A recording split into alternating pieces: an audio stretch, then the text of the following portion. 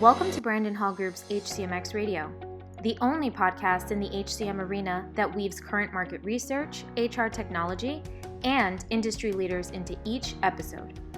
Our HCMx Radio host is our Chief Operating Officer and Principal HCM Analyst, Rachel Cook. Hi, I'm Rachel Cook, the CEO of Brandon Hall Group and the host of our HCMx Radio podcast. Welcome everyone today. I'm excited to have with me joining Asha Pandey, the founder and chief learning strategist at EI Design. Asha, for those of you that may know her, she's also been a guest on our podcast several times, or more than several times this year. So it's great to have you back. And for those of you that maybe are just chiming in for the first time, Asha is the founder and chief learning strategist, as I mentioned, and she also heads up the organization's solution architecting and innovation mandates. She heads up also EI Design's learning and performance consulting practice. EI Design is a leading learning and performance support solutions provider that helps their clients transform learning to making it relevant, impactful, and continuous. They're a great company. They have a lot of success with their clients, even during the pandemic. So it's really exciting hearing from Asha and her expertise around learning and strategy and new ways of thinking about learning. Also with us is David Wentworth, our principal learning analyst from Brandon Hall Group. Hey, David, how are you? I'm doing well, thanks. And Asha, again, welcome. It's so nice to have you here today. Thank you so much, Rachel. A pleasure as always. And today we're going to be talking about upskilling and reskilling your workforce, how to drive learner engagement in the hybrid workplace. And this is also a continuation of a webinar that you both had collaborated on recently. And so just to kick us off here, Asha, can you share or talk a little bit about the characteristics of the hybrid workforce? Yeah, absolutely. So I guess we all know hybrid workplace is inevitable, and I think that's where, at least in the near future, we're all going to be operating out of, right? And so I think as the pendulum swung from the on-premise to completely remote, and now I guess it is somewhere in the middle. So some of the learnings that we have in the shadow of pandemic are becoming very relevant, and the way forward needs to pick up what worked, what didn't. And I think the one thing which really stands out is not the training investment for upskilling or reskilling, is that how do we engage people who are already overwhelmed, overwrought, even though we find the productivity may have gone up, but definitely it is masking people who are having fatigue.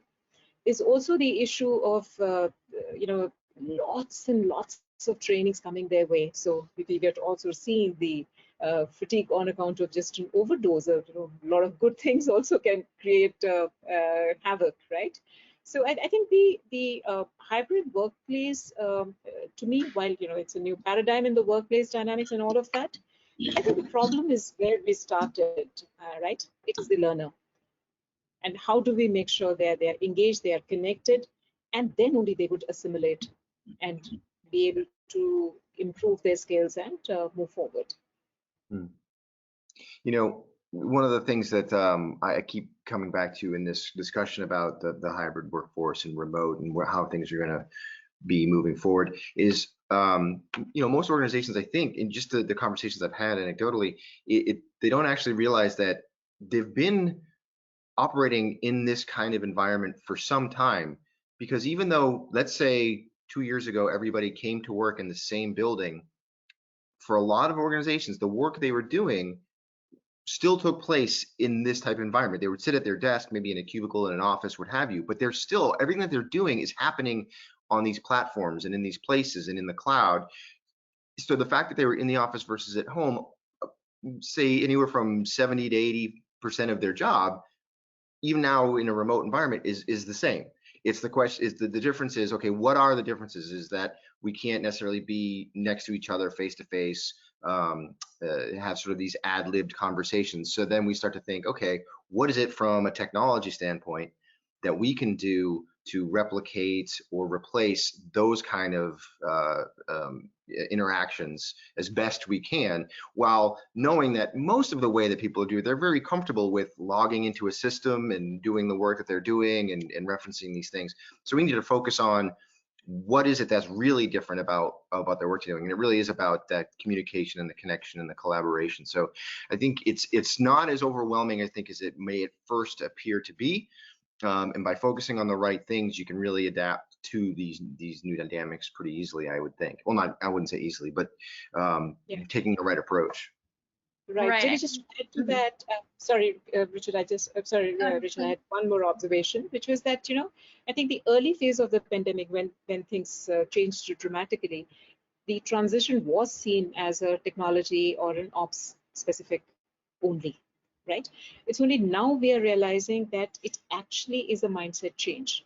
Now, for your training investment to give you the desired results, you need to first make sure that people are connecting to it in a positive frame of mind, right? So suddenly we are seeing the employee experience as the start point of the exercise than just the learner or the learning experience, right? And I think the process of transition needs to center on this. Right. And I think rightly said, yeah. So as David rightly said, that the technology pieces are in place, right? And people are now more comfortable working in that environment. For sure.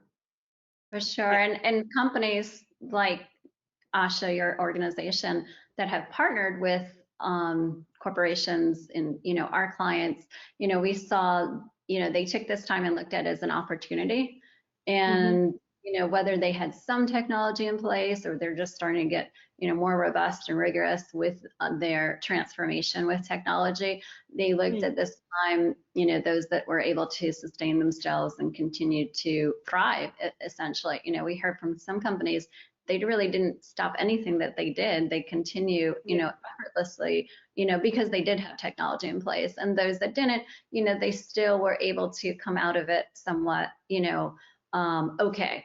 So I think, those especially, I think, looked at, sometimes a challenge or certain circumstance as an opportunity. And so, moving on to, what, where do we need to focus and what does this all mean for learning?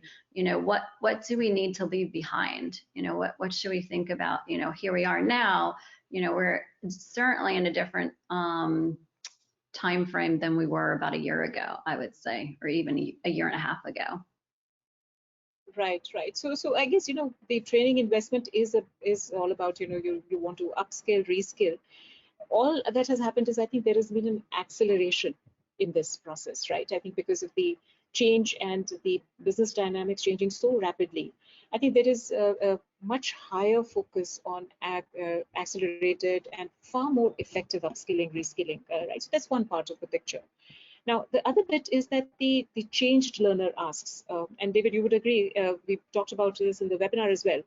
These asks or the change in expectations precede the pandemic, actually, right? The way learners want to consume content, the flexibility that they desire, learning within the workflow, and all of this. So many of these pieces were actually already there. I think they've become far more, I think to me, it becomes more crystal clear that without this, it's going to be difficult to sustain the learning momentum, right? So to your point, Rachel, I think one of the things which is very clear, and when we are working with our customers, we are bringing in the learner need analysis, the LNA part, as an add-on to the more traditional or classic training need analysis. Now, you may say that we were always doing that, right? That's what the training need analysis is all about, right?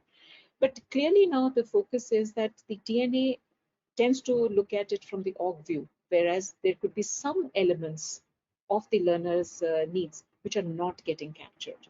And that's where then the distance between the ability of the program to do justice to the mandate can creep in, right?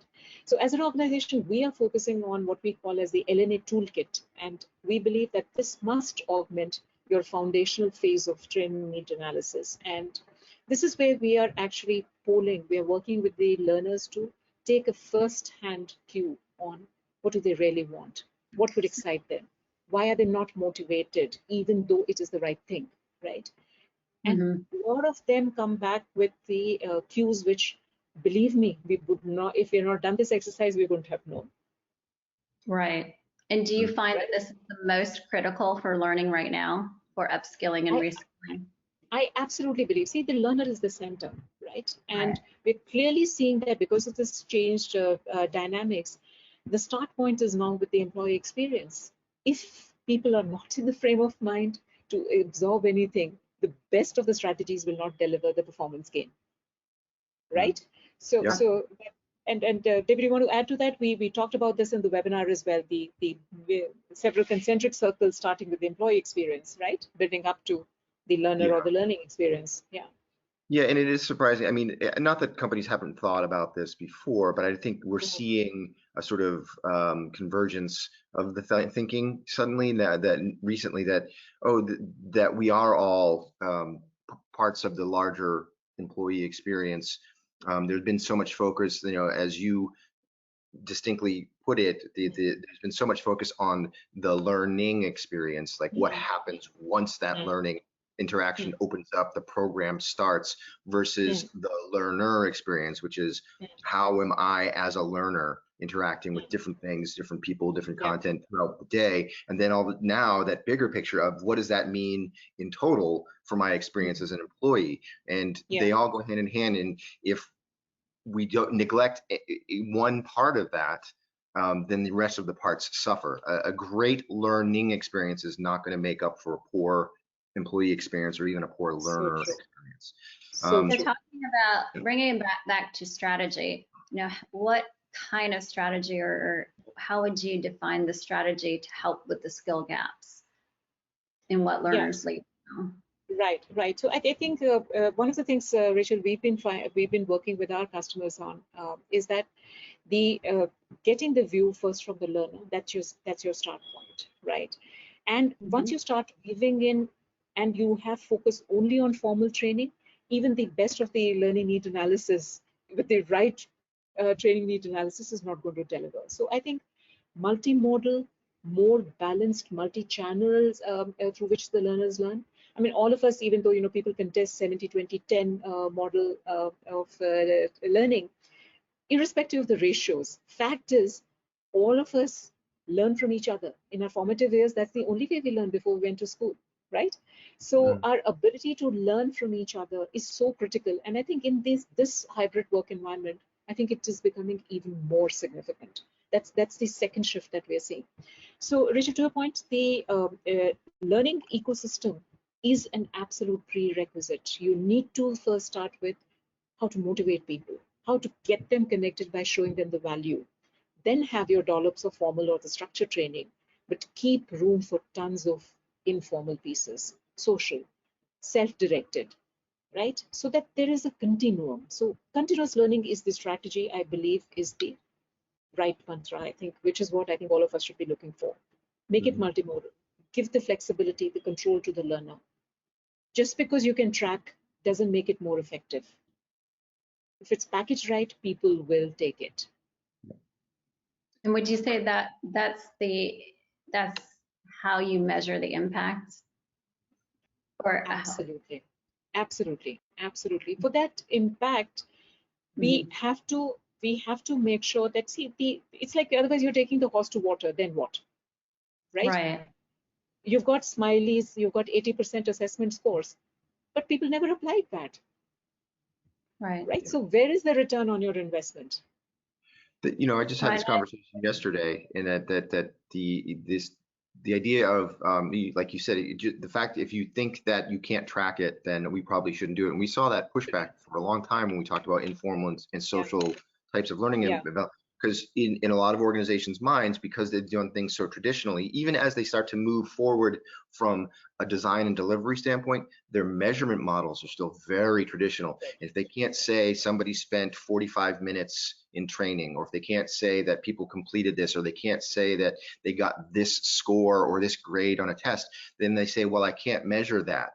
Those things are happening outside of my purview. But the reality is, if you're focused on these outcomes, and they can be very specific, small scale performance individual outcomes, or big picture business outcomes. Yeah. If you're focused on those things, suddenly Yeah. all learning of any kind becomes trackable, because you're seeing this is the previous state, here's the future state. Those learning interventions happened in between. Absolutely, absolutely. So, and I remember, David, when we started working on our learning and performance ecosystem concept, and the diagram in itself shows that the focus and the budget on formal learning should be much smaller than the other elements in the ecosystem. Actually, the prospects and customers would ask me that why would I pay for something which is informal, right? The implicit faith in the ability to deliver the goods. So and then we would educate them, this is the space between the formal training and your learner. You need to fill it in. Interesting. Yeah. And we see this in the awards too. Oftentimes, I'll get inquiries after, why didn't I win, or why didn't I get a gold or a higher level? And their metrics piece, it's just lacking in really kind of providing that level of engagement and true impact, not just registration and attending. And so it amazes me when companies still think that is, that's like the high ranking for your metrics. So there's many organizations that are still kind of behind there. Yeah, and Asha, coming back to your talk about investment, in how there was such a big investment on that. What if you were to totally ascribe to that 70-20-10 model? It's the 10%, right, the smallest piece, but that's where 90% of the investments go. Budget. So there's this sort of unintended consequence of the pandemic environment. Not only did it take away all of our ILT sort of overnight, but organizations who had a budget for that were sort of parking it, waiting to see, okay, is it coming back? What are we going to do? But you've got this budget for a lot of organizations, not all, but have this budget for travel, accommodations, whatever goes into a formal in-person event. Well, we know that those are going to come back to some degree at some time, but maybe in a different way. But in the meantime, you've got this learning budget that you've been asking for all of these years to try these things. It's there. Use these things to expand the reach and the breadth of the modalities and the tools that we're using, and then be more targeted on how you spend with those formal events when they do come back. Yeah, and David, we saw the change. We saw the change at two very significant levels. People were far more receptive, as you rightly said, to experimenting with the other modes, right? Second was the ecosystem, from the initial phase of what you acquire to the extended phase over a period of time, when you start getting into the application, and then that creates an impact, and then you move towards the next proficiency level, and so on and so forth. So we started crafting not only learning journeys, but extended learning journeys. We started creating schemas which were now running into pretty much the whole year, right? So the learner engagement went up exponentially. The results, the polling that we did for through the supervisors, self-assessment after 90 days, 120 days, showed us that value. So I'm actually, seeing this very significant shift, all in the right direction. And David, is right that from the hybrid, maybe we will move back to the good old on-premise work, right? But once people have seen value of what this can deliver, I don't think this is going away. I think this will only go up and forward. Right. Right. Yeah. Is there anything that we want to wrap up? Any lasting considerations for our listeners about, this topic, recommendations that you may have, Asha, David? Yeah, I think we pretty much covered all of the aspects that we were talking about. One of the additional things which I'm now hearing from a lot of our customers and prospects, which is again a very encouraging sign, has been the structure of an L&D audit. Because we are in the middle of the journey. Looks like the 1.5+ years. Looks like at least another year it will take for things to be more predictable. I don't know whether they'll settle down or no. So I think there has been this audit, and one of the points, Rachel, you just made, that what should be left behind now, right? So I think the process of audit is an important exercise, and we're doing this exercise with a lot of our customers, right? So at a simple thing, it may be just a SWOT analysis of what worked, what didn't. How do you recalibrate your face-to-face versus VILT or blended or completely self-paced programs, right?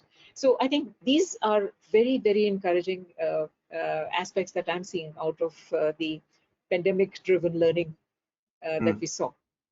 Yeah, and I think that fits very well with something that we've seen as well, is this, looking at the learning strategy and whether or not it's aligned with the business. And we ask organizations, how frequently you're doing that. And many organizations, well, there's a significant population that says we don't do that at all, which that's a challenge.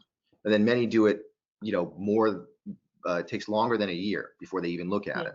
And the idea is, as part of this audit, take a look at not only how we're doing things, what do we have, what works, what doesn't, but are we in alignment with the business? Because we know the business has changed dramatically over the last year and a half. Why? So learning needs to as well. And I think what holds people back from what you're describing and what I'm describing is that's a lot of work. That's a big thing, especially if you've never done it before, you haven't done it for 3 years. Yes, that's true. It's probably a big project, but that's the key. If you do it, take the big step, it becomes much easier over time. If you do it more frequently, they're smaller checks, smaller increments, but you have to take that first big step. Yeah. So I'm right now, as I speak, I'm demystifying the L&D audit process. That's something that I'm working on. I have another webinar coming up in November on that topic. So I'm trying to make it more digestible for organizations, right? And to your point, otherwise they'll never do, because it seems such a marathon effort, right? It'll never get done. So making it simple, making it closer to the business needs, closer to the learning needs, strategies that can be very quickly measured, whether they are delivering the results or no, and can be recalibrated with equal ease, right? So that we are improving success rate as we move forward, right? So I think, but these are interesting times, right? So of course, pandemic has loads of negative aspects, but I think we are at a point, I think it will change the complexion of definitely the training delivery, the way it is being consumed. There's already a difference. Right. I think the strategy piece is probably the hardest part, is, putting together that big picture and aligning that with your business. But I feel that the learning itself, and creating the learning and creating the shorter bursts of learning, I think it's going to become easier for learning professionals, because there are so many more tools and so many templates that can be leveraged. And also, if they're thinking about shorter segments or micro learning, then you don't have to spend so much time necessarily, let's say, on a week program. You can look at increments, and you can probably see what increments are more impactful and change that shorter piece of content or experience, rather than having to rework a whole 2-3 week 6 program. So as learning professionals are starting to kind of think about, gosh, this is hard, or how am I gonna get there? Bigger picture, I think over time it'll be easier in the long run. It's just kind of, now it might be a little bit uncomfortable because we're having to rethink everything and adjust. But there is a light at the end of the tunnel. Certainly. I concur. Absolutely. All right. Well, thank you both. And Asha, I know you're going on an amazing trip, so enjoy. And thank you everyone for listening. And until next time, take care. Thanks so much, Rachel. Thanks, David. Bye. Bye.